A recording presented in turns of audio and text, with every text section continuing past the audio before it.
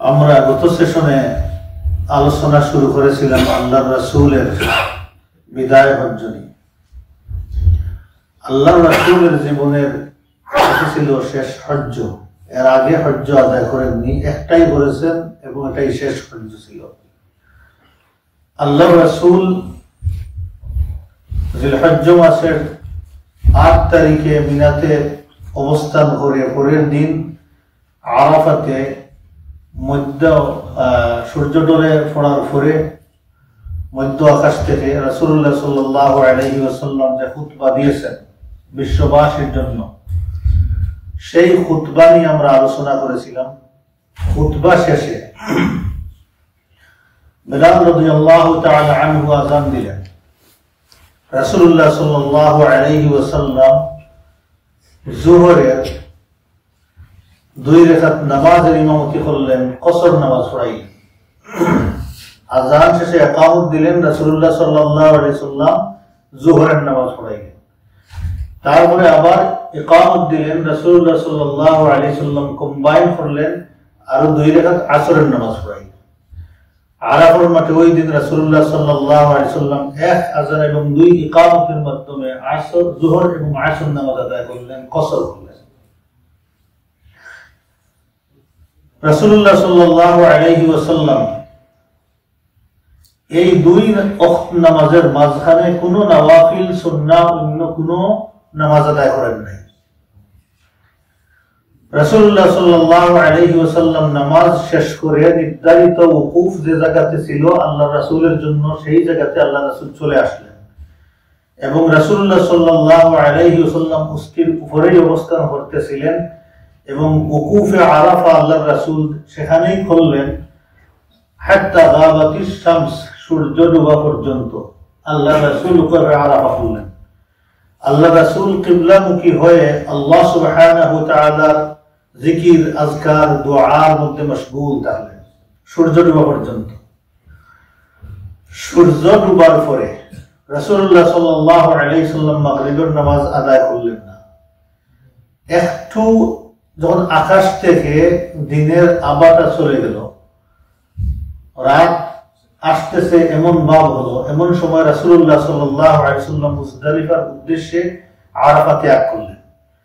আল্লাহ রাসূল ওই সময় পিছনে রেখেছিলেন উসামা ইবনে যায়েদ রাদিয়াল্লাহু তাআলা আনহুকে, আরোহণের পিছনে রেখেছিলেন। রাসূলুল্লাহ সাল্লাল্লাহু আলাইহি ওয়াসাল্লাম মুজদালিফাতে আসলেন। মুজদালিফাতে আসার পরে বিলাল রাদিয়াল্লাহু তাআলা আনহু আবার আযান দিলেন। রাসূলুল্লাহ সাল্লাল্লাহু আলাইহি ওয়াসাল্লাম মাগরিবের নামাজ 3 রাকাত আদায় করলেন, তারপরে ইশার নামাজ আদায় করলেন, কসর করলেন। এক আযান এবং 2 ইকামতের মাধ্যমে রাসূলুল্লাহ সাল্লাল্লাহু আলাইহি ওয়াসাল্লাম এই নামাজ সম্পন্ন করলেন। ওয়ালাম ইউসাব্বিহ বাইনাহুমা শাইআন, এই 2 নামাজের মাঝখানে রাসূলুল্লাহ সাল্লাল্লাহু আলাইহি ওয়াসাল্লাম অন্য কোনো নামাজ আদায় করেন নাই। নামাজ শেষ করে রাসূলুল্লাহ সাল্লাল্লাহু আলাইহি ওয়াসাল্লাম সেখানে ঘুমিয়ে পড়লেন। মুজদালিফাতে আল্লাহ রাসূল ঘুমাইছেন, সাহাবায়ে কেরামগণ ঘুমাইছেন। আজকের যুগ পর্যন্ত দেখবেন মুজদালিফাতে আসার পরে সবার ঘুম লাগে। এর কারণ হচ্ছে যে কনস্ট্যান্ট যে জার্নির মধ্যে মানুষ থাকেন, যে মক্কা শরীফে আসিয়া উমরা, তারপরে রেস্ট নাই, আবার মিনাতে আসার পরে রেস্ট হয় না, আবার আরাফাতে রেস্ট হয় না, মুজদালিফাতে আসার পরে এক্সস্টেড হয়ে যায় বডি। আল্লাহ সুবহানাহু ওয়া তাআলা একটা সাকিনাও দিয়ে দেন, সবাই সেখানে ঘুমিয়ে পড়ে। তো রাসূলুল্লাহ সাল্লাল্লাহু আলাইহি ওয়াসাল্লাম হাত্তাল ফজর, ফজর পর্যন্ত ঘুমাইলেন। ফজরের সময় উঠলেন, বিলাল রাদিয়াল্লাহু তাআলা আনহু আযান দিলেন, রাসূলুল্লাহ সাল্লাল্লাহু আলাইহি ওয়াসাল্লাম ফজরের নামাজ আদায় করলেন। ইকামতের মাধ্যমে জামাতের সাথে রাসূলুল্লাহ সাল্লাল্লাহু আলাইহি ওয়াসাল্লাম ফজরের নামাজ পড়াইলেন। তারপরে আল্লাহ রাসূলের নির্ধারিত উস্তি কুসওয়াতে আরোহণ করলেন এবং চলতে চলতে মাশআরিল হারামে চলে আসলেন।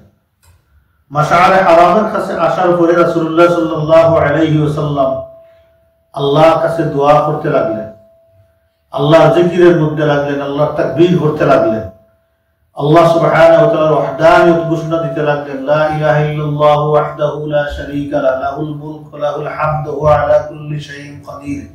জিকিরের মধ্যে লাগলেন। এমন ভাবে জিকির করলেন যেমন ভাবে আল্লাহ সুবহানাহু ওয়া তাআলা কোরআনে হাকিমের ভিতরে অর্ডার করেছেন। আল্লাহ বলতেছেন ফাযকুরুল্লাহা ইনদাল মাশআরিল হারাম, মাশআরে হারামে যখন আসবা তখন আল্লাহ জিকির করো। রাসূলুল্লাহ সাল্লাল্লাহু আলাইহি সাল্লাম কোরআনের মূর্ত প্রতীক ছিলেন, এইভাবে আল্লাহ সুবহানাহু ওয়া তাআলা জিকির করলেন। ওয়াজকুরুহু কামা হাদাকুম, যেভাবে আল্লাহ তোমাদেরকে শিক্ষা দিয়েছেন, দেখিয়ে দিয়েছেন, হেদায়েত দিয়েছেন, এইভাবে আল্লাহ জিকির করো, এইভাবে জিকির করলেন। আমাদের অনেকেই দেখেছি মুজদালিফাতে আসার পরে ফজরের পরে মাশআরে হারাম জায়গা চিনে সেখানে আসিয়া স্পেসিফিকলি একটু সময় স্পেন্ড করে আল্লাহর জিকির আজকারের মধ্যে খুব কম হাজিরা কাটে। এর পিছনে কারণ হচ্ছে অনেক হাজিরা এর মাহারত জানেন না যে এটাই স্পেসিফিক জায়গা মাশআরে হারাম, এখানে গিয়ে জিকির করতে হবে, এটা অনেকেই কম বুঝেন, যার কারণে এই অবস্থা। রাসূলুল্লাহ সাল্লাল্লাহু আলাইহি সাল্লাম সেখানে জিকির করলেন। দীর্ঘ সময় জিকিরের পরে রাসূলুল্লাহ সাল্লাল্লাহু আলাইহি সাল্লাম দেখলেন এখনো সূর্য উঠে নাই, মোটামুটি উঠার আগেই রাসূলুল্লাহ সাল্লাল্লাহু আলাইহি ওয়াসাল্লাম মাশআরে হারাম ত্যাগ করলেন। এটাই হচ্ছে সুন্নাত। কেন এটা সুন্নাত? জাহেলিয়াতের যুগে মুশরিকিনরা তারা সূর্য না উঠলে মুজদালিফা ত্যাগ করতো না। কেন তারা ত্যাগ করতো না? ওই যে তারা সূর্যের পূজা করতো, সূর্য উঠক তারপরে আমরা যাব। রাসূলুল্লাহ সাল্লাল্লাহু আলাইহি সাল্লাম এই সুন্নাত জারি রাখলেন উম্মতের মধ্যে, না, সূর্য ওঠার আগেই আমরা মুজদালিফা ত্যাগ করব। রাসূলুল্লাহ সাল্লাল্লাহু আলাইহি সাল্লাম মুজদালিফা ত্যাগ করলেন সূর্য ওঠার আগেই, এই এরিয়াটা ছেড়ে দিলেন। আল্লাহ ওই সময় রাসূলুল্লাহ সাল্লাল্লাহু আলাইহি সাল্লাম ফদল ইবনে আব্বাস রাদিয়াল্লাহু তাআলা আনহুকে আল্লাহ রাসূলের পিছে বসাইলেন, আর ওদের পিছনে বসাইলেন। তারপরে আল্লাহ রাসূল ওয়াদি আল মুহাসসারে চলে আসলেন, বতনুল মুহাসসার বলা হয়, সেখানে চলে আসলেন। ফাহাররাকা কালিলান, এখানে আসি আল্লাহ রাসূল কোয়াইট ফাস্ট চলতে লাগলেন এই এরিয়া। এর কারণ হচ্ছে ওই জায়গাতেই আল্লাহ সুবহানাহু ওয়া তাআলা আবরাহার বাহিনীকে, আবাবিলকে ধ্বংস করেছিলেন। আল্লাহর আযাব এখানে পতিত হয়েছে। আল্লাহ সুবহানাহু ওয়া তাআলার আযাব যদি কোনো জায়গাতে পতিত হয়, সেই জায়গাতে যাইতে নাই, গেলে ইস্তিগফার করা অথবা কাদা, এবং দ্রুত গতিতে সেই জায়গা ছেড়ে চলে আসা, এটাই হচ্ছে কি সুন্নাত। পৃথিবীতে কোথাও যদি এমন হয়, যেমন কওমে লূতকে আল্লাহ ধ্বংস করেছেন, কওমে শুআইবকে আল্লাহ তাআলা ধ্বংস করেছেন, এমন জাতিগুলোকে আল্লাহ সুবহানাহু ওয়া তাআলা যেই জায়গাতে ধ্বংস করেছেন সেই জায়গাতে ভিজিটর হিসাবে যাওয়া ঠিক নাই। মনে রাখবেন, যদি প্রয়োজনে হাজতের কারণে সেখানে যান তাহলে তাবাকি করতে হবে, কাটতে হবে, ইস্তিগফার করতে হবে, দ্রুত গতিতে সেই জায়গা ছাড়তে হবে। অতএব সতর্ক থাকতে হবে যে এই জায়গাতে আযাব এবং গজব আসছে, সেই জায়গাতে আনন্দের জন্য, ভিজিটের জন্য যাওয়া যাবে না। তারপরে রাসূলুল্লাহ সাল্লাল্লাহু আলাইহি সাল্লাম মুজদালিফার ওই জায়গা থেকে, ওয়াদি আল মুহাসসার থেকে আল্লাহর রাসূল যে রাস্তাগুলো চলে আসছে মিনাতে, তার মধ্যবর্তী একটা রাস্তা ধরে সোজা রাসূলুল্লাহ সাল্লাল্লাহু আলাইহি সাল্লাম মিনাতে চলে আসলেন। যে জায়গাতে জামরাতুল কুবরা ছিল, অর্থাৎ বড় শয়তান জামরাতুল কুবরা ছিল, ওখানে ওই রাস্তা ওইটার ফাঁস দিয়ে গেছে। এখন জামরাতুল কুবরা চিনবেন কেমনে? ওই সময় এই জায়গাতে একটা গাছ ছিল, ওই গাছের কারণে সবাই চিনতো এটা হচ্ছে জামরাতুল কুবরা। বর্তমানে যেখানে গিয়ে ফাতর মার্কা বিল্ডিং যেখানে মারেন, ওই জায়গাতে এক সময় এইভাবে ছিল, যেটা চতুর্দিকে ঠিলা মাটি, এইভাবে ফাতর এইভাবে ছিল, আর ওখানে একটা গাছ ছিল। ওই গাছের কারণে মানুষ চিনতেন এটা হচ্ছে গিয়ে জামরাতুল কুবরার জায়গা, সেখানে গিয়ে আল্লাহ রাসূল ফাতর মারতেন। জামরাতুল কুবরার আরেকটা নাম হচ্ছে জামরাতুল আকাবা, আরেকটা নাম জামরাতুল উলা, এই তিনটা নামেই পরিচিত। রাসূলুল্লাহ সাল্লাল্লাহু আলাইহি ওয়াসাল্লাম এখানে আসিয়া 7টা পাথর মারলেন। প্রথম দিন কয়টা পাথর মারা? 10 নম্বর দিনে মিনাতে আসিয়া কয়টা পাথর মারা? 7টা। 7টা পাথর মারার সময় রাসূলুল্লাহ সাল্লাল্লাহু আলাইহি ওয়াসাল্লাম হাতটাকে এইভাবে উঁচু করে রাসূলুল্লাহ সাল্লাল্লাহু আলাইহি ওয়াসাল্লাম উচ্চ স্বরে আল্লাহু আকবার বলে নিক্ষেপ করলেন, এবং ভেরি ধীর গতিতে কামলি রাসূলুল্লাহ সাল্লাল্লাহু আলাইহি ওয়াসাল্লাম পাথর এভরি সিঙ্গুল ইবাদা আল্লাহ রাসূল খুব সুন্দরভাবে আদায় করতেন। এটা হচ্ছে সুন্নাত। প্রত্যেকটা আমাল আল্লাহ রাসূল যেইভাবে করেছেন সেইভাবে করার নাম হচ্ছে ইত্তিবা রাসূল, এটা হচ্ছে সুন্নাত। আমরা দেখেছি অনেকে এই ফাতর মারার সময় ট্রেনিং দেওয়ার পরেই বুঝেন না। আমরা যখন ফাতর মারতে যাই তখন দেখবেন ফাতরটা এদিকে বড়, ডান দিকে হচ্ছে মসজিদে খায়েফ আর বাম দিকে মক্কা, আর ফাতরটা আমরা মারি সামনের দিকে, মারিয়া আবার আমরা মক্কার দিকে হাঁটতে থাকি, এদিকে নামি গিয়া। তো রাসূলুল্লাহ সাল্লাল্লাহু আলাইহি সাল্লাম মাঝামাঝি গিয়ে ফাতরটা মারলেন। অনেক বড়, এটা কর্নার থেকে মারলে হয়ে যাবে, কিন্তু পসিবিলিটি আছে এটা হিট নাও হতে পারে। অতএব মাঝখানে গিয়ে হাত উঁচু করে আল্লাহু আকবার বলে ফাতর নিক্ষেপ করা। আল্লাহ রাসূল 7টা ফাতর তাকবীরের সাথে নিক্ষেপ করলেন। তারপরে রাসূলুল্লাহ সাল্লাল্লাহু আলাইহি ওয়াসাল্লাম ফাতর নিক্ষেপের পরে ওই জায়গাতে চলে আসলেন যেখানে কুরবানির উটগুলো রাখা হয়েছিল কুরবানি দেওয়ার জন্য। সেই জায়গাতে চলে আসলেন। এখানে আসিয়া রাসূলুল্লাহ সাল্লাল্লাহু আলাইহি ওয়াসাল্লাম নিজ হাতে 63টা উট কুরবানি করলেন। আল্লাহ রাসূল কয়টা করলেন? 63টা। তারপরে যে নাফিকে তরবারি করেছেন, এই তরবারি দিয়ে জবাই করেছেন, সেটা আলী রাদিয়াল্লাহু আনহুর কাছে দিলেন। কারণ রাসূলুল্লাহ সাল্লাল্লাহু আলাইহি ওয়াসাল্লাম আলী রাদিয়াল্লাহু তাআলা আনহুকে কুরবানির সাথে শরীক করেছিলেন। দিয়ে বললেন, যাও তুমি বাকিগুলো জবাই করো। তিনি সেখানে গিয়ে আরো 37টা জবাই করলেন। তাহলে কতটা উট জবাই করলেন? 100টা। রাসূলুল্লাহ সাল্লাল্লাহু আলাইহি ওয়াসাল্লাম 100টা উট ওই দিন কুরবানির জন্য রেডি করেছিলেন। এখানে একটা মাসআলা আছে, কারো যদি তৌফিক থাকে তাহলে সে বেশি দিতে পারবে কুরবানি। এটাই হচ্ছে মাসআলা, যে রাসূলুল্লাহ সাল্লাল্লাহু আলাইহি ওয়াসাল্লাম একটা দিতেন, আবার 2টা দিতেন, আবার 100টাও দিয়েছেন। এর মানে হচ্ছে কারো যদি তৌফিক থাকে সে দিতে পারবে। আল্লাহর তৌফিক নাই, তারা তো দেওয়ার প্রয়োজন নেই। মেজরিটি স্কলার বলেছেন তৌফিক থাকা সত্ত্বেও কেউ যদি কুরবানি দেয় না, মানে হেট করে না, এমনি কুরবানি দেয় না, তাহলে আশা করা যায় তার তেমন বড় কোনো গুনাহ হবে না। এটা অনেকে বলেছেন। তো এটা অনেক বড় সওয়াবের কাজ। কুরবানির দিনে সবচেয়ে বড় আল্লাহর কাছে প্রিয় আমল হচ্ছে কুরবানি, অনেক সওয়াবের কাজ। এটা কেউ দিলে যে বড় ধরনের আযাবের মধ্যে পড়ে যাবে, শাস্তি হবে, এমন কোনো বর্ণনা নেই।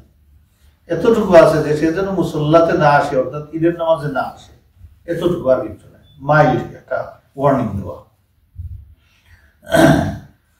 কুরবানি শেষে রাসূলুল্লাহ সাল্লাল্লাহু আলাইহি ওয়াসাল্লাম বললেন, এই 100টা উট থেকে 1 টুকরো 2 টুকরো মাংস নিয়ে তোমরা একটা হান্ডিতে পাক করো, পাক করে নিয়ে আসো। তো সাহাবায়ে কেরামগণ ইমিডিয়েটলি আল্লাহর রাসূলের তামিল করলেন হুকুমের। 100টা উট থেকে সামান্য সামান্য মাংস নিয়ে পাক করলেন। পাক করলে আল্লাহ রাসূলের কাছে প্রেজেন্ট করলেন। আল্লাহ রাসূল খাইলেন। আল্লাহ রাসূলের সাথে যারা মেহমানদারি ছিলেন সবাই খাইলেন। আল্লাহ রাসূল ড্রিঙ্ক করলেন, পানি খাইলেন। পানি খাওয়ার পরে রাসূলুল্লাহ সাল্লাল্লাহু আলাইহি ওয়াসাল্লাম ইরাদা করলেন এখন মক্কাতে আসবেন। রাসূলুল্লাহ সাল্লাল্লাহু আলাইহি ওয়াসাল্লাম মক্কার দিকে রওনা দিয়েছেন। জোহরের আগেই রাসূলুল্লাহ সাল্লাল্লাহু আলাইহি ওয়াসাল্লাম মক্কাতে আসিয়া পৌঁছেছেন। সময় বরকতটা দেখবেন একটু, সুবহানাল্লাহ। আমরা গেলে তখন এটা পারি না, যে তখন কি যানবাহন ছিল যে সব একদিনের মধ্যে সব করে ফেলেছেন। সুবহানাল্লাহ। এই যে টাইম যে বরকত দিয়েছেন, সেই বরকত আইজান নাই, আমরা এই বরকত পাই না।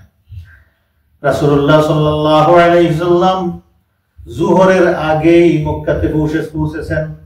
এখন দেখেন পাথর মেরে মুজদালিফা থেকে মিনাতে গিয়ে পাথর মেরে কুরবানির জায়গাতে গিয়ে 100টা উট কুরবানি করে সেই কুরবানির মাংস খাইয়া চিন্তা করেন মক্কাতে চলে আসছেন। কি বরকত টাইমের মধ্যে আসিয়া তওয়াফ করেছেন, তওয়াফের ইফাদা, তওয়াফে জিয়ারত, ফরজ তওয়াফ যেটা সেটা করেছেন। তওয়াফ শেষ করে রাসূলুল্লাহ সাল্লাল্লাহু আলাইহি ওয়াসাল্লাম জমজমের কূপের কাছে গেছেন। সেখানে গিয়ে দেখেন বনিল মুত্তালিব, আব্দে মুত্তালিব তারা পানি উঠাইতেছে আর মানুষদেরকে পানি দিচ্ছে, সবাই পানি নিতেছে। সেখানে গিয়ে বললেন, ও বনিল মুত্তালিব, তোমরা আমাকে 1 বালতি পানি দাও। আমি চেয়েছিলাম নিজের হাতে পানিটা যেন আমি উঠাই, কিন্তু এই বয়ে আমি উঠাইলাম না। আমি যদি উঠাইতে যাই তাহলে সব আমার উম্মত সবাই চাইবে সুন্নত পালন করতে, উঠানোর জন্য। আর তোমাদের যে মর্যাদা আছে ফানি উঠানোর সাকির যে মর্যাদা, সেই মর্যাদা চলে যাবে, কেউ তোমাকে মূল্য দিবে না, সবাই নিজ হাতে ফানি উঠাইতে চাইবে। যার কারণে আমিও রাসূলুল্লাহ সাল্লাল্লাহু আলাইহি ওয়াসাল্লাম ফানি উঠাইলাম না, তোমরা আমাকে এক বালতি ফানি দিও। তারা এক বালতি পানি আল্লাহর রাসূলকে উঠিয়ে সেখান থেকে দিলেন। আল্লাহর রাসূল জমজমের পানি পান করলেন। রাসূলুল্লাহ সাল্লাল্লাহু আলাইহি ওয়াসাল্লাম জমজমের পানি পান করে ওই কুরবানির দিনে, নহরের দিনে, কুরবানির দিনে রাসূলুল্লাহ সাল্লাল্লাহু আলাইহি ওয়াসাল্লাম সাহাবায়ে কেরামদের উদ্দেশ্যে খুতবা দিয়েছেন, বয়ান দিয়েছেন মক্কাতে। তাহলে আরাফা দিয়েছেন একটা খুতবা, মনে রাখবেন। 10 নম্বর দিনে আল্লাহর রাসূল আরেকটা খুতবা দিতেছেন কোথায়? মক্কাতুল মুকাররমাতে। দুহার সময় শেষ হওয়ার মতো হয়েছে, ওটা শেষ হয়ে যাচ্ছে এমন সময়, তাহলে অনেক আর্লি চলে আসছেন। সুবহানাল্লাহ ওয়া বিহামদিহি। আল্লাহ বরকত দিয়েছেন পায়ের মধ্যে, হাঁটার মধ্যে আল্লাহ সুবহানাহু ওয়া তাআলা বরকত দিয়েছেন। রাসূলুল্লাহ সাল্লাল্লাহু আলাইহি ওয়াসাল্লাম ওই দিন খচ্চরের উপরে ছিলেন, আর কুসওয়ার উপরে না, খচ্চরের উপরে ছিলেন আল্লাহর রাসূল। আল্লাহর রাসূল খচ্চরের উপরে করে ওখানে আসছেন, আর আসিয়া তওয়াফ করেছেন উটের উপরে। আল্লাহর রাসূল হেঁটে হেঁটে তওয়াফ করেন নাই, মনে রাখবেন। আল্লাহর রাসূল কিভাবে তওয়াফ করেছেন? উটের উপরে তওয়াফ করেছেন। রাসূলুল্লাহ সাল্লাল্লাহু আলাইহি সাল্লাম খুতবার জন্য যখন রেডি হয়েছেন, সাহাবায়ে কেরামগণ আল্লাহর রাসূলের প্রতিটা কথা, প্রতিটা আচরণ এমন ভাবে ফলো করতেছিলেন যে আল্লাহর রাসূলের কাছ থেকে যদি কোনো শব্দ বের হয় সেটাকে তারা মণিমুক্তার মতো সম্মান দিতেন, এটাকে নেওয়ার জন্য রেডি থাকতেন। যে আল্লাহর রাসূল কিছু বলবেন, সবাই বসো, কোনো শব্দ নাই, কোনো নড়াচড়া নাই। যে এত 1 লক্ষ মানুষের উপরে, 1,40,000 মানুষ, কোনো শব্দ নাই, একটু শব্দ নাই। কাঈদুন ওয়া কাঈমুন, কেউ দাঁড়ানো কেউ বসা আল্লাহ রাসূলের সামনে, আল্লাহ রাসূলের কথা শোনার জন্য। রাসূলুল্লাহ সাল্লাল্লাহু আলাইহি ওয়াসাল্লাম আল্লাহ সুবহানাহু ওয়া তাআলার প্রশংসা করলেন। প্রশংসার শেষে খুতবা শুরু করলেন। এই খুতবার ভিতরে রাসূলুল্লাহ সাল্লাল্লাহু আলাইহি ওয়াসাল্লাম আগের দিন আরাফাতে যে সকল কথা বলেছেন সেই কথা রিপিট দিলেন। সেই কথা রিপিটের সাথে সাথে রাসূলুল্লাহ সাল্লাল্লাহু আলাইহি ওয়াসাল্লাম আরো সামান্য কিছু নতুন কথা অ্যাড করলেন। আবু বকর রাদিয়াল্লাহু তাআলা আনহু বলতেছেন, খাতাবানা নবী সাল্লাল্লাহু আলাইহি ওয়াসাল্লাম ইয়াউমান নাহরি, আল্লাহ রাসূল কুরবানির দিন আমাদের উদ্দেশ্যে বয়ান দিয়েছেন। আল্লাহ রাসূল বলেছেন, ইন্নাজ জামানা ক্বাদ ইস্তাদারা কাহাইয়াতিহি ইয়াওমা খালাকাস সামাওয়াতি ওয়াল আরদা মিনহা আরবা'তুন হুরুম। আমরা যে আজকে এই অবস্থায় চলে এসেছি, এটা সময়ের আবর্তনের ফলে আমরা বর্তমানে এই অবস্থায় আসিয়া পৌঁছেছি। হে মানুষেরা শুনো, যেদিন থেকে আল্লাহ সুবহানাহু ওয়া তাআলা আকাশ এবং জমিন বানিয়েছেন, ওই দিন থেকে আল্লাহ সুবহানাহু ওয়া তাআলা পৃথিবীর মানুষের জন্য 12টা মাস নির্ধারিত করেছেন, আরবা'তা আশহুর। এর মধ্যে 4 মাসকে আল্লাহ সুবহানাহু ওয়া তাআলা হারাম করেছেন। 3 মাস হচ্ছে ধারাবাহিক, যুলকায়দা, যুলহিজ্জা, মুহররম। আর জামাদিউল উলা, জামাদি এন্ড শাবান এর মাঝখানে হচ্ছে রজব। তাহলে কয় মাস হারাম? 4 মাস, যুলকায়দা ওয়া যুলহিজ্জা, মুহররম, রজব। এই 4 মাস আল্লাহ সুবহানাহু ওয়া তাআলা হারাম করেছেন তোমাদের জন্য। সতর্ক থাকো, কোন অবস্থায় এই হারাম মাসের ভায়োলেশন তোমরা করবে না। তারপরে আল্লাহর রাসূল বললেন, সাহাবায়ে কেরামদের উদ্দেশ্যে বললেন, আইয়ু শাহরিন হাযা, এটা কোন মাস? কোন মাস? ও সাহাবায়ে কেরাম তো জানেন কোন মাস। আমরা হইলে বলতাম না, কি বলতাম? আমরা হইলে বলতাম সবাই যে এখন যুলহিজ্জা মাস। সাহাবায়ে কেরামগণ চুপ থাকলেন, কেউ আনসার দিলেন না। এতটুকু বললেন, আল্লাহু আ'লাম ওয়া রাসূলু, আল্লাহ এবং তার রাসূল ভালো জানে এখন কোন মাস।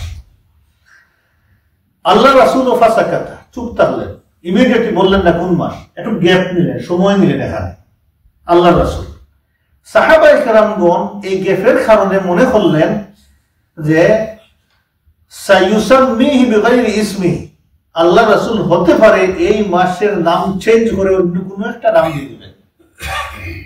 আনুগত্যের লেভেলটা দেখেন, যে সেই আনসার দেন নাই, মনে করতেছেন আল্লাহ রাসূল নতুন কোনো নাম দিবেন, যার কারণে সবাই চুপ। আর আল্লাহ রাসূল সাকাতা, একটু সময় নিচ্ছেন কথা বলে। তারপরে আল্লাহ রাসূল বললেন, আলাইসা যুলহিজ্জা, এটা কি যুলহিজ্জা মাস নয়? দেখেন একটু সময় নিয়ে থেমে থেমে কোয়েশ্চন করলেন, তারা কোয়েশ্চন হয়ে আনসার দিচ্ছেন, এটা কি যুলহিজ্জা মাস না? সাহাবায়ে কেরাম বললেন বালা ইয়া রাসূলুল্লাহ। তারপরে আল্লাহর রাসূল বললেন আইয়ু বালাদিন হাযা, এটা কোন শহর, কোন টাউন? সাহাবায়ে কেরাম বললেন আল্লাহু ওয়া রাসূলুহু আ'লাম, আল্লাহ এবং তার রাসূল ভালো জানেন। ফাসাকাতা, আল্লাহর রাসূল চুপ থাকলেন। সাহাবায়ে কেরাম বলতেছেন আমরা আবার চিন্তা করলাম রাসূলুল্লাহ সাল্লাল্লাহু আলাইহি ওয়াসাল্লাম হতে পারে এই শহরের নাম বদলি অন্য কোনো নাম দিবেন। তারপরে আল্লাহর রাসূল গিয়ে বললেন আলাইসাতিল বালদাল হারাম, এটা কি হারাম শহর না, মক্কা না? এটা কি মক্কা টাউন না? সাহাবায়ে কেরাম বললেন হে ইয়া রাসূলুল্লাহ।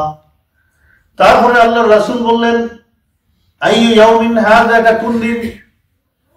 সাহাবায়ে কেরাম বললেন আল্লাহু ওয়া রাসূলুহু আ'লাম, আল্লাহ আল্লাহর রাসূল ভালো জানেন, এটা তো ইয়াউমুন নাহারের দিন। কিন্তু সাহাবায়ে কেরাম বলেন না ইয়াউমুন নাহারের দিন। ফাসাকাতা, আল্লাহর রাসূল চুপ থাকলেন। সাহাবায়ে কেরাম মনে করলেন রাসূলুল্লাহ সাল্লাল্লাহু আলাইহি ওয়াসাল্লাম হতে পারে এই দিনের নাম বদলি অন্য কোনো নাম দিবেন। তারপরে আল্লাহর রাসূল শেষে গিয়ে বললেন আলাইসা ইয়াউমুন নাহার, আজকে কি নহরের দিন না, কুরবানির দিন না? সাহাবায়ে কেরাম বললেন ইয়া রাসূলুল্লাহ, আজকে কুরবানির দিন।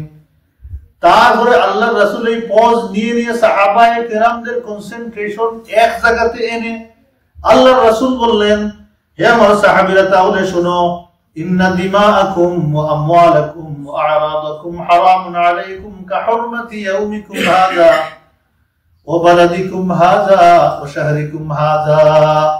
তাহলে শুনো, তোমাদের রক্ত, তোমাদের সম্পদ, তোমাদের ইজ্জত মান মর্যাদা এমন ভাবে তোমাদের একজন আরেকজনের কাছে হারাম, নিষিদ্ধ, সম্মানিত, যেইভাবে এই দিন, এই মাস, এই টাউন তোমাদের কাছে হারাম। কেন বিষয়টাকে এইভাবে রাসূলুল্লাহ সাল্লাল্লাহু আলাইহি ওয়াসাল্লাম সামারাইজ করে, ছোট্ট করে, ফুল কনসেন্ট্রেশন যখন মানুষের দাবিত হয়েছে তখন এই জিনিসটা দিলেন। এটার উপরে গবেষণার দরকার আছে।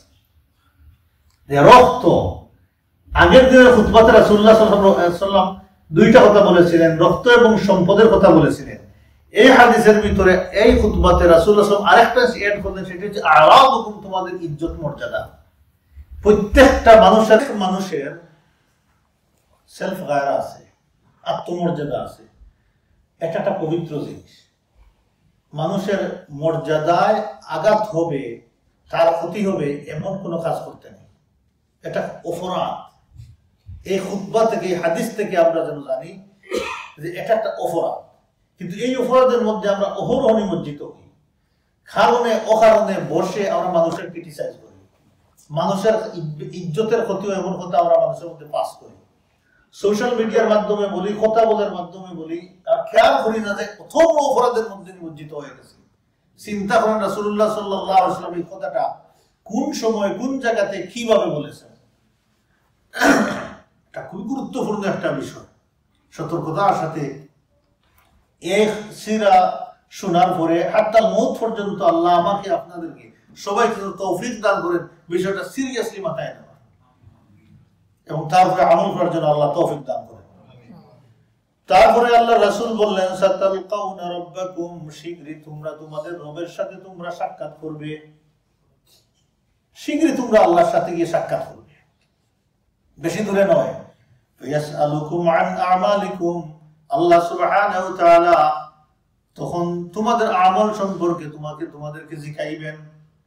আল্লাহর সাথে যখন সাক্ষাৎ করবা তখন আল্লাহ সুবহানাহু ওয়া তাআলা তোমাদেরকে জিজ্ঞাসা তোমাদের আমল সম্পর্কে, কি আমলটা হচ্ছে।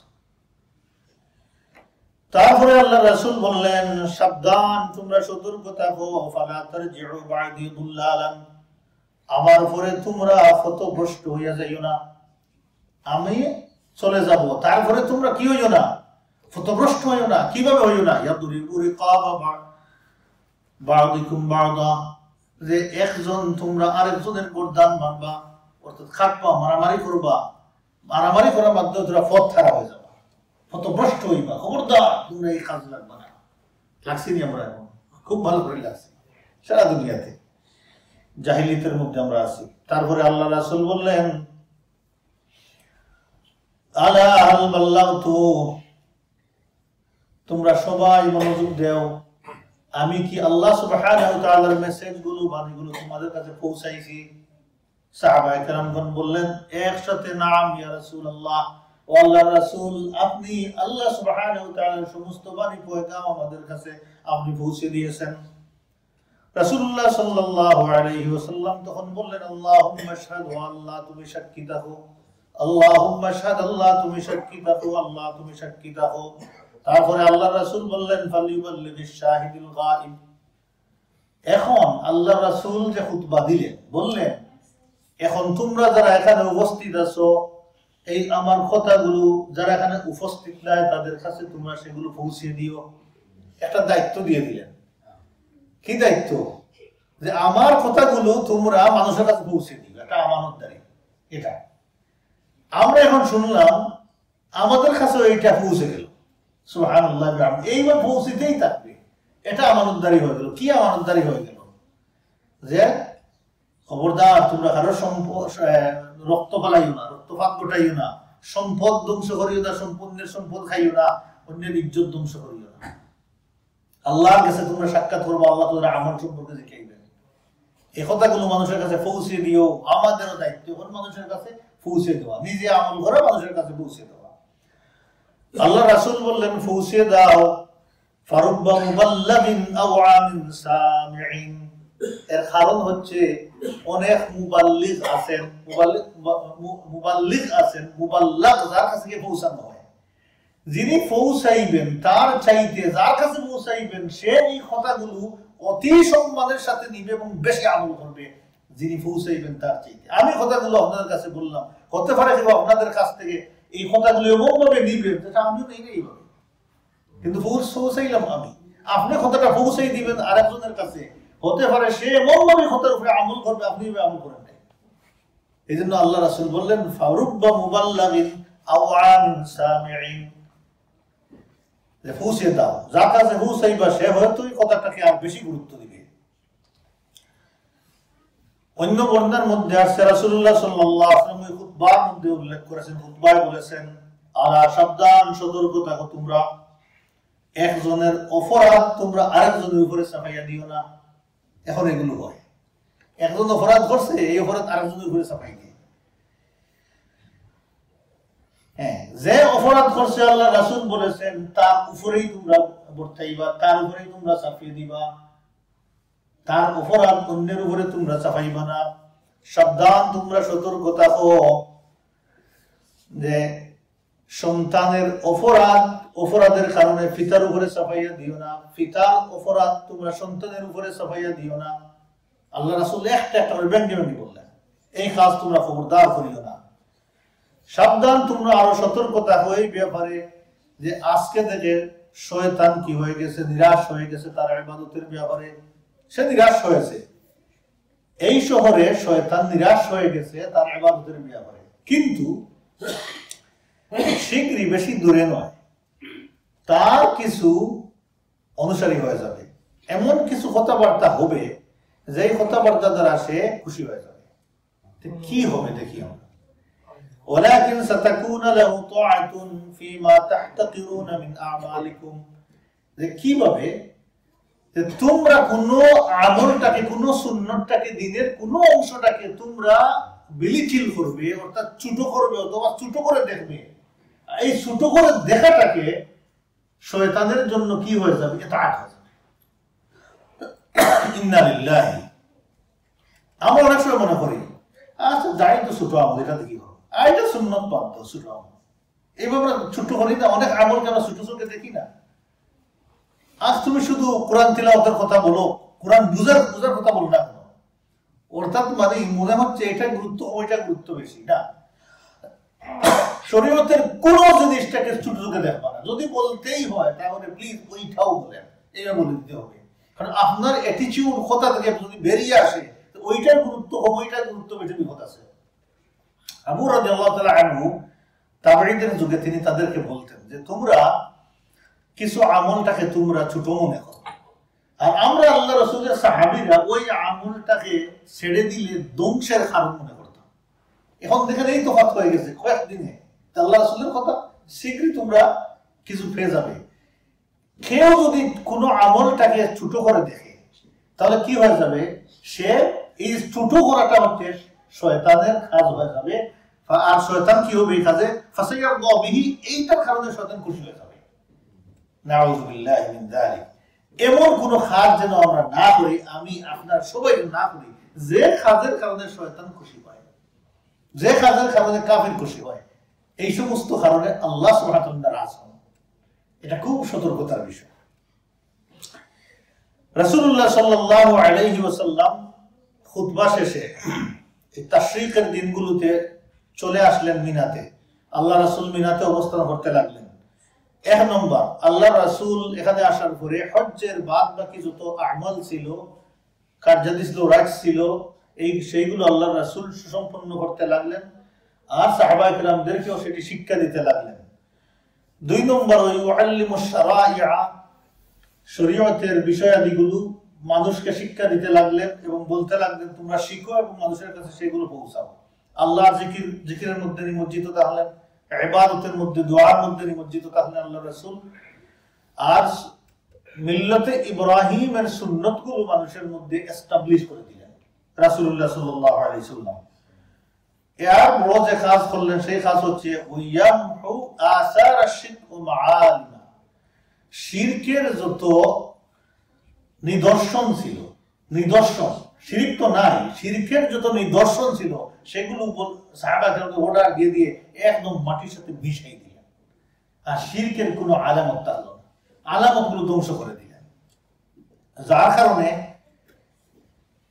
সাহাবায়ে কেরামগণ ওই যে তাওহীদের উপরে তাওহীদের ভিত্তির উপরে শক্তিশালী হয়েছিলেন, সেটি আল্লাহর রাসূল গড়ে দিলেন। আমাদের সামনে যদি এমন কিছু হয় যেখানে গেলে শিরকের সম্ভাবনা আছে, সেটিকে শেষ করে দেওয়া। যেমন বায়াতের দোয়ান যেখানে নিয়েছিলেন সেখানে একটা গাছ ছিল, ওমর রাদিয়াল্লাহু তাআলা আনহু সেই গাছ কেটে শেষ করে দিলেন। দেখা গেল মানুষ সেখানে যাওয়া শুরু করছেন, সেখানে গিয়ে প্রতি বছর দোয়া করতে শুরু করছেন, সেখানে গেলে 2 রাকাত নামাজ পড়েন, দোয়া করেন। কারণ এখানেই আল্লাহ সুবহানাহু ওয়া তাআলা আল্লাহ রাসূলের সাহাবায়ে কেরামদের উপরে খুশি হয়ে আয়াত নাযিল করেছেন। তারা যেভাবে বায়াত নিয়েছেন, আল্লাহ খুশি হয়ে আয়াত নাযিল করেছেন, লাকাদ রাদিয়াল্লাহু আনিল মুমিনিন, আল্লাহ খুশি হয়ে গেছেন এই মুমিনদের ব্যাপারে। এখন এটা তো অনেক ফজিলতের জায়গা, তাই না? আমরা সেখানে যাই, কিছু ইবাদত বন্দি করি, আল্লাহর কাছে দোয়া করি। ওমর রাদিয়াল্লাহু আনহু বুঝলেন না এটাতে কি বের হবে পরে,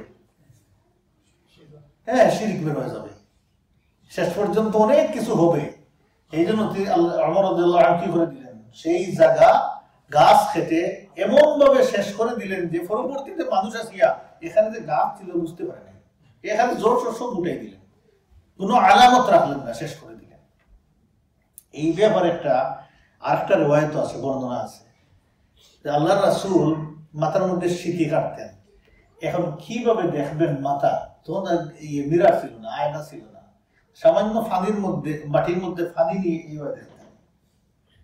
সুবহানাল্লাহ। কোনো বর্ণনার মধ্যে আছে আল্লাহ রাসূল দুনিয়া থেকে বিদায় হওয়ার পরে ওই মাটির মধ্যে আল্লাহ রাসূল চেহারা মুবারক হয়ে গেছিল। সুবহানাল্লাহ।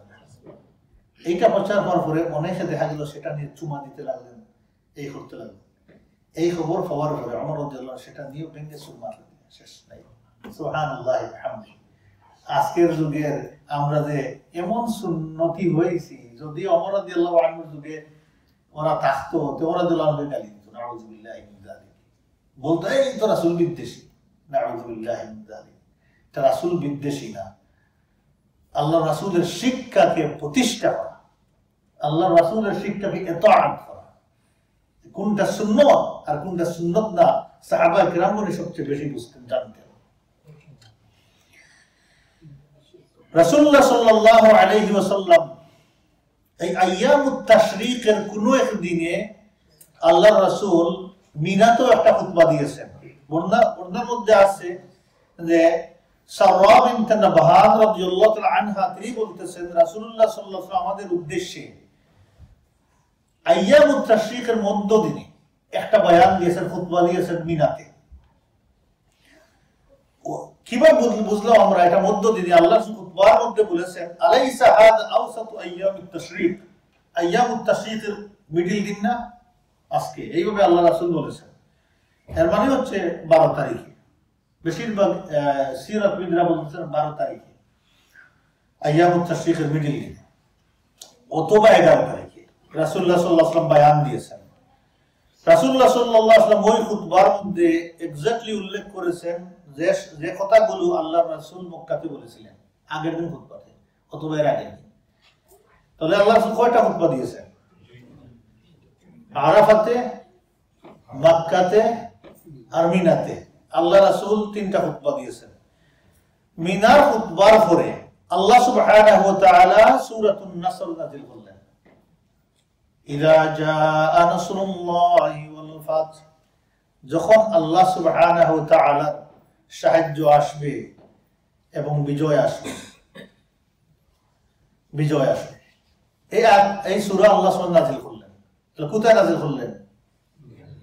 মিনাতে নাযিল করলেন। ইবনে ওমর রাদিয়াল্লাহু তাআলা আনহু বলতেছেন যে এই সূরাটা আল্লাহ সুবহানাহু ওয়া তাআলা বিদায় হজ্জের দিন মিনাতে নাযিল করেছেন। স্পেসিফিকলি বলেন নাই যে ওইটা ওই দিনে, মিনাতে বিদায় হজ্জের দিন নাযিল করেছেন। এই আয়াতের পরে ইমিডিয়েটলি আবার আল্লাহ সুবহানাহু ওয়া তাআলা আল ইয়াউমা আকমালতু লাকুম দীনাকুম ওয়া আতমামতু আলাইকুম নি'মাতি ওয়া রাদিতু লাকুমুল ইসলাম দীনা, সূরাতুল মাইদার 3 নম্বর আয়াত, এই আয়াত নাযিল করেছেন।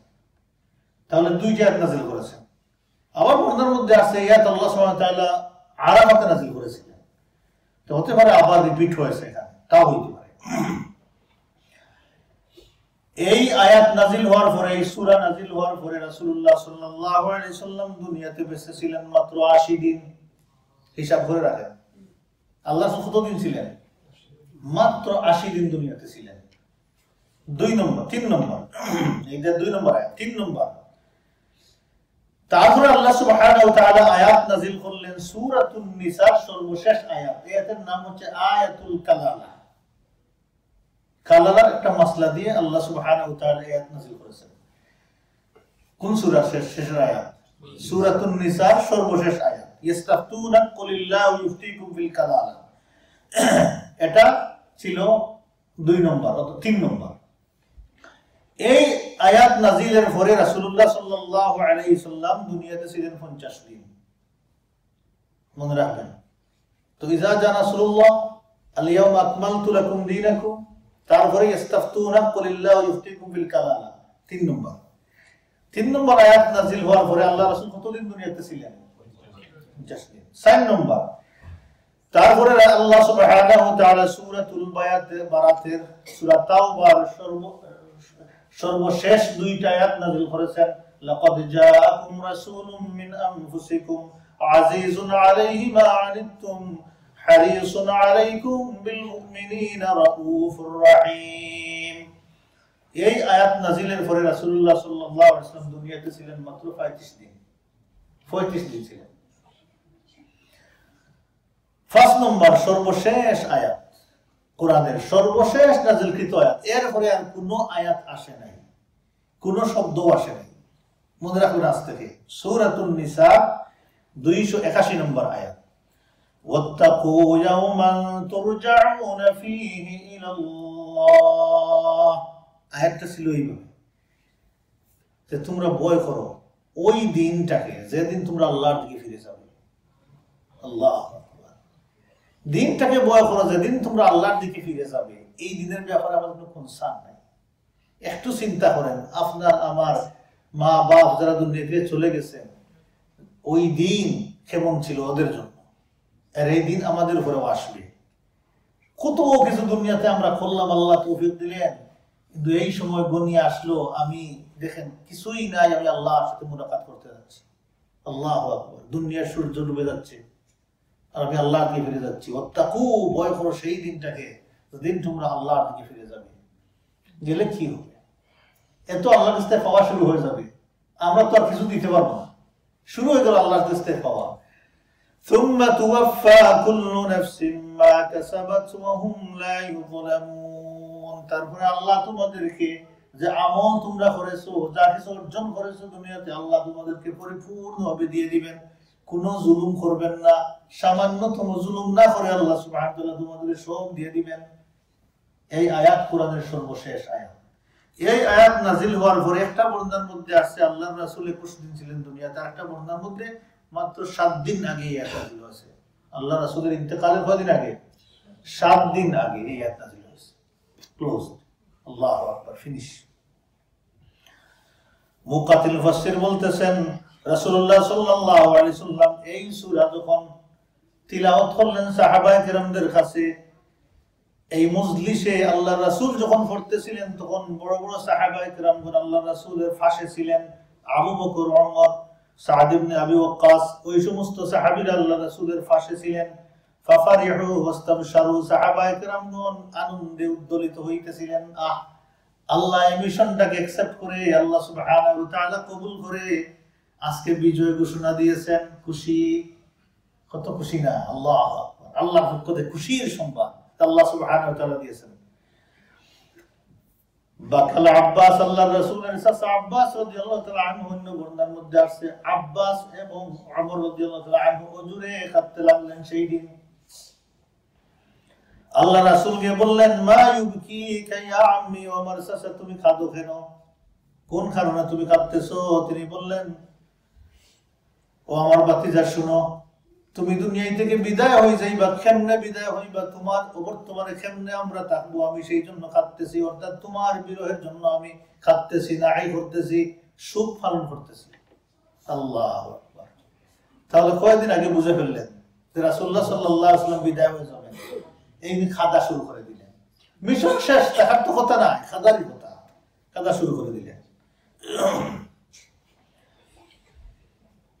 সাহাবায়ে কেরামগণ নবরদার মধ্যে আসছে গিয়ে বললেন, আবু বকর, ওমর এবং আব্বাসকে বললেন, খাদো কেন?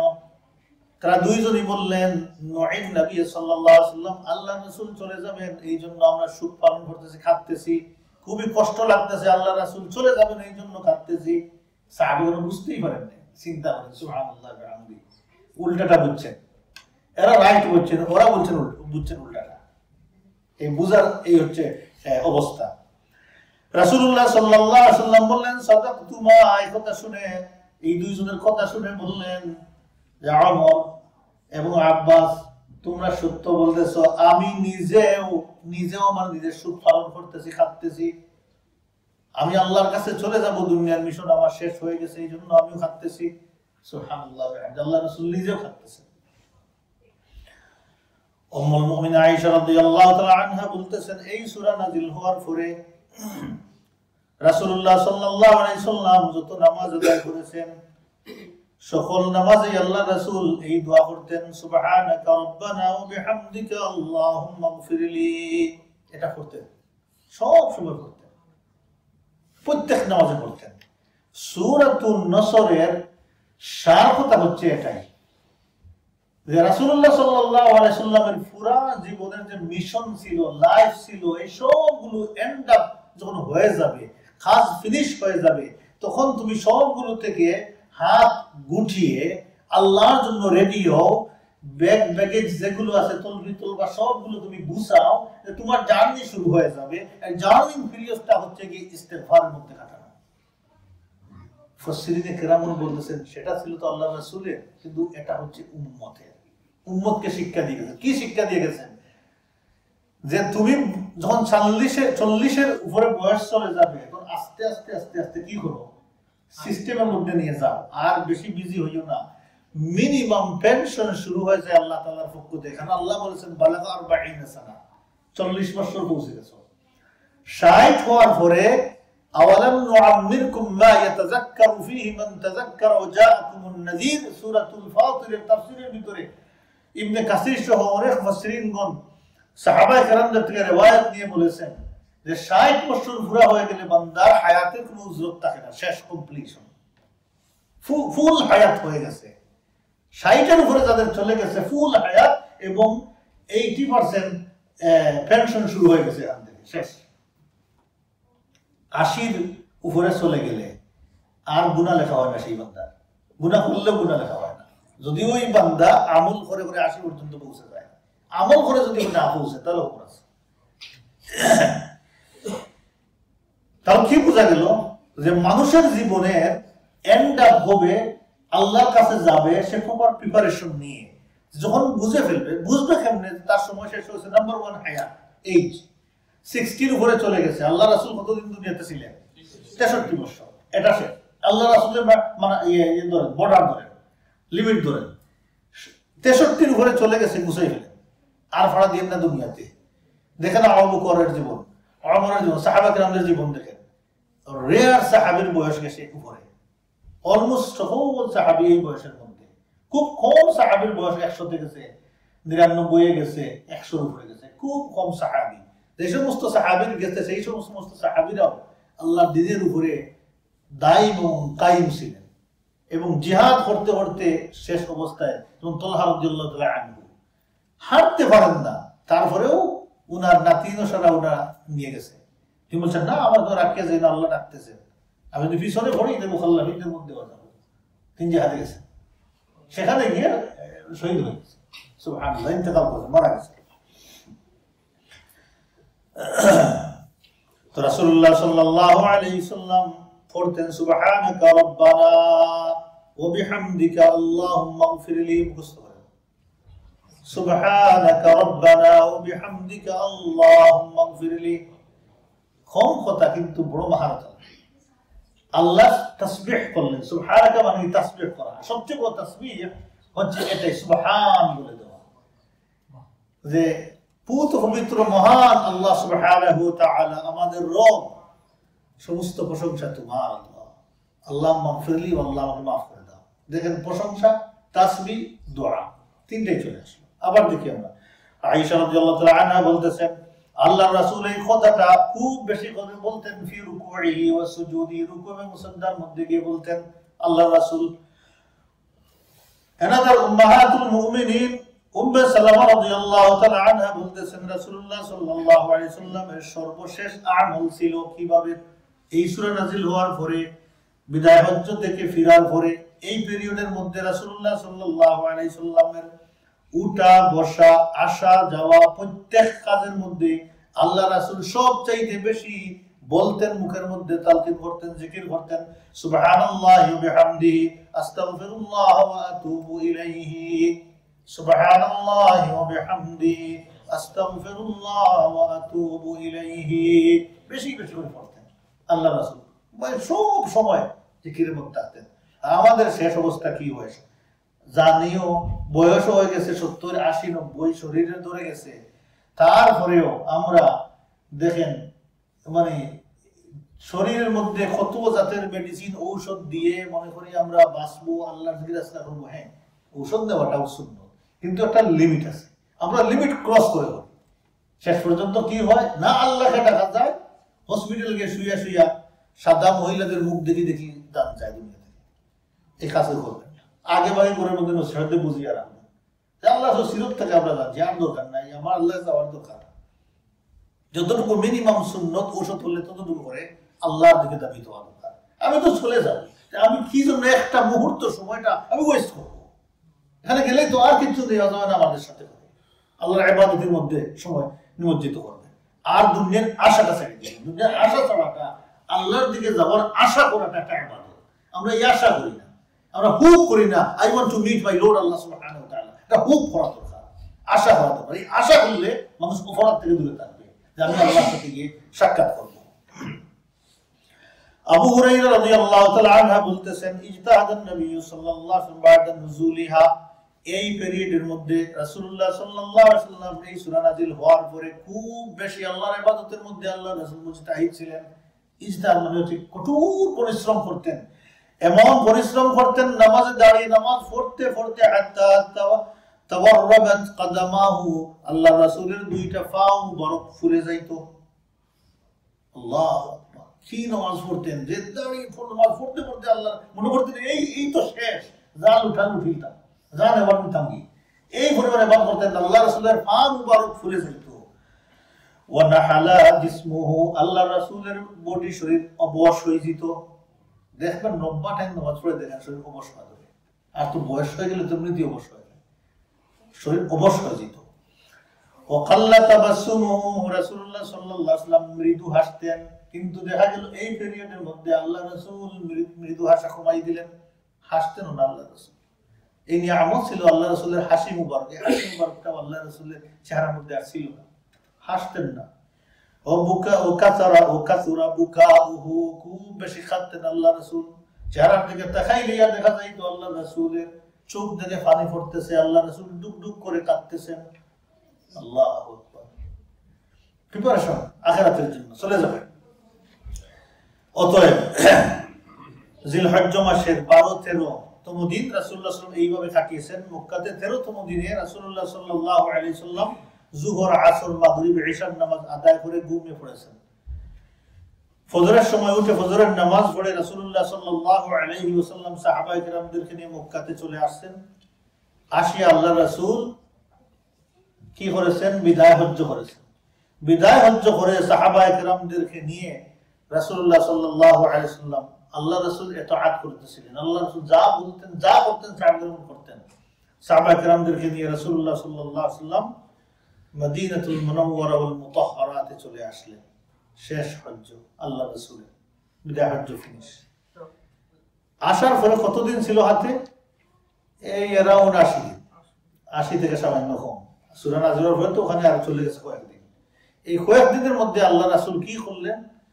প্রথমে আল্লাহ রাসূল একটা সর্বশেষ যুদ্ধের প্রিপারেশন নিলেন, কার সাথে যুদ্ধের প্রিপারেশন নিলেন এবং প্রিপেয়ার করলেন সাহাবায়ে কেরামদেরকে। সেটা নিয়ে আমরা সংক্ষিপ্ত আলোচনা করবো ইনশাআল্লাহ নেক্সট সেশনে। তারপরে আল্লাহ রাসূল মরদে মউত, আল্লাহ রাসূল ইন্তেকালের দিকে ধাবিত হয়ে গেলেন, দুনিয়া ত্যাগ করার দিকে চলে গেলেন। আমরা সেখান থেকে আলোচনা করবো ইনশাআল্লাহ। সুবহানাকাল্লাহুম্মা ওয়া বিহামদিক, নাশহাদু আল্লা ইলাহা ইল্লা আনতা, নাস্তাগফিরুকা ওয়া নাতুবু ইলাইক।